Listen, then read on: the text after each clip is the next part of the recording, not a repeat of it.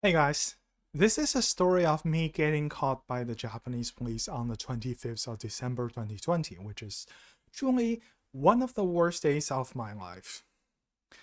In the morning, I moved out of my old apartment in Osaka and I got charged 1,200,000 yen for so called damages to the apartment, which is kind of bullshit because, like, 80% of those things, the house inspector called damages, they're just like black marks on the wall. They can be easily wiped away with a towel, and I got charged like 1,200 yen a piece. If you're watching this and if you live in a rented apartment in Japan or you plan to rent in Japan in the future, you might want to look up how to deal with those house inspection people. Don't let them take advantage of you like they did to me. But at the time, I didn't know any better and was in a rush too because this is of my day of moving to Tokyo for my new job. So changing all my plans was simply not an option. So I said fine. I signed the bills, returned the keys, took out my luggages, and I went on the Shinkansen. And after a couple of hours riding, I'm in Tokyo. And this is another place where luck played a big part in the story.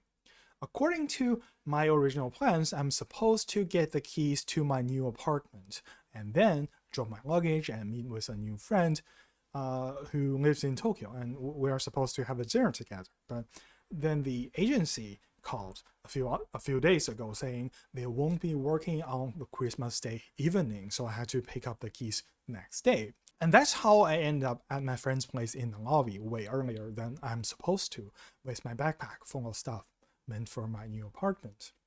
I then put down my stuff because I was really tired and I went for the convenience store right next door. It was really close. I didn't think anyone would steal anything. And then after I went back, a few minutes later, a police arrived. Apparently, someone called the police during the few minutes I was away. And the police wanted to see what's in my bag. She said she's got a report it was unattended. Now, with the power of hindsight, I should have really said no. It was the bag is attended right now, and I had every right to be there. And what's inside is my own personal business, and you don't really get to just inspect people's bags. But I was too naive. I thought the police are the good guys, so I was very cooperative to her request, and that's how they found a small knife in my bag. It took me a lot of effort to understand why me carrying a knife at that time at that place might be against the law. I still argue I wasn't, but here's the police logic. According to the Japanese law on knife and gun control, you are allowed to carry knives up to a certain size if you have what can be roughly translated as a proper reason, which is purposefully vague and determined by past cases. Now, the size of my knife was pretty small, so that wasn't a problem. And moving is the proper reason to carry a knife as far as this law is concerned.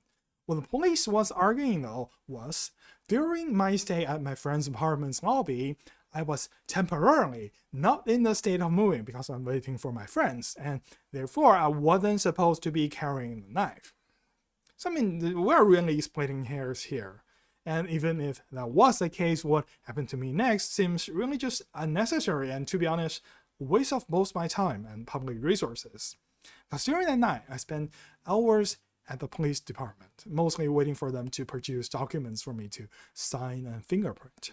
The amount of paperwork done by those police and the level of attention they pay to details just seems unreal. It feels like, haven't you got something more important to do if you are police? Like, I mean, if we are dealing with things like robbery or murder, I would say that level of effort is totally warranted. Just pay attention to all the details. It's important. And then in my case, it feels like just a waste of tax money.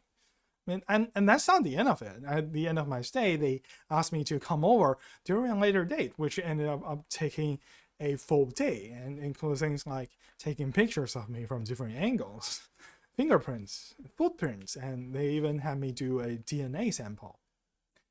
It took a whole day, and it concludes with a bunch of very weird questions like, what food do you like?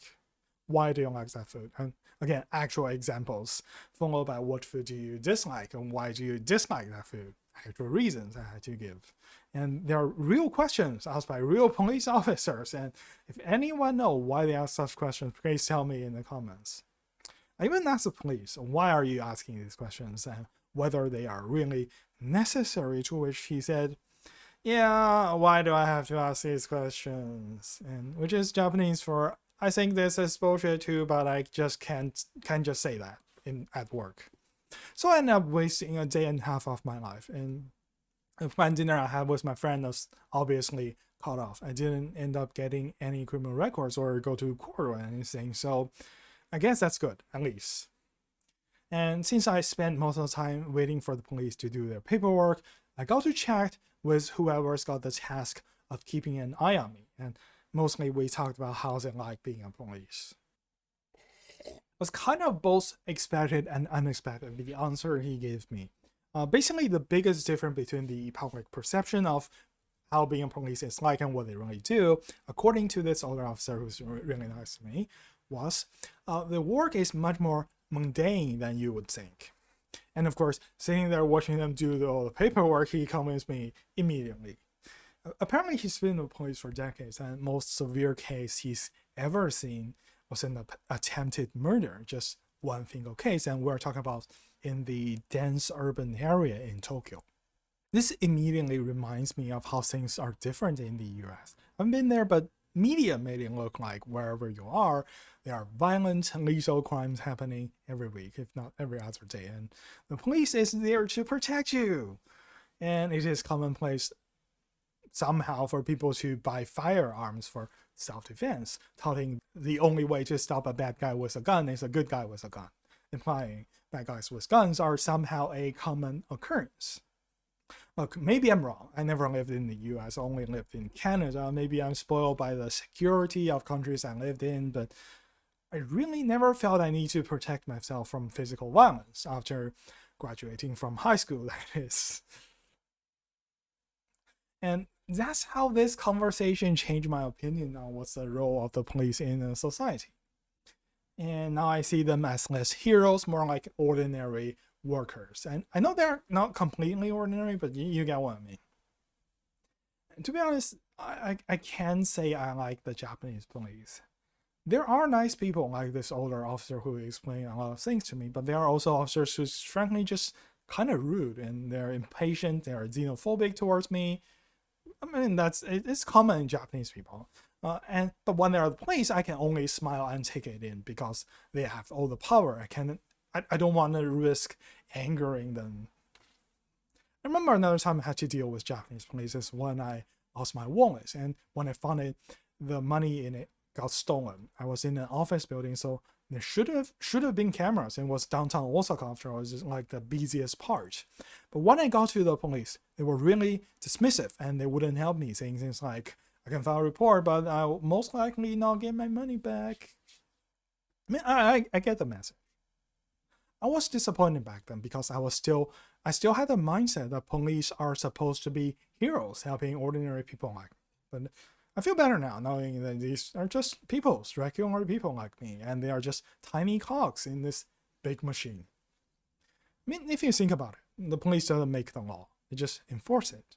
Even if the law is wrong or unreasonable, or even if they don't understand what's the point, it's still their job to do their best to enforce the law and follow whatever procedure they have on their training manuals. It's a job kind of like any other, mostly. Maybe with a few quirks, but what job doesn't have quirks?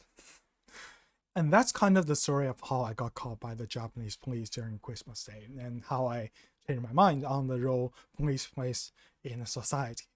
Thanks for watching this video, and don't forget to be awesome!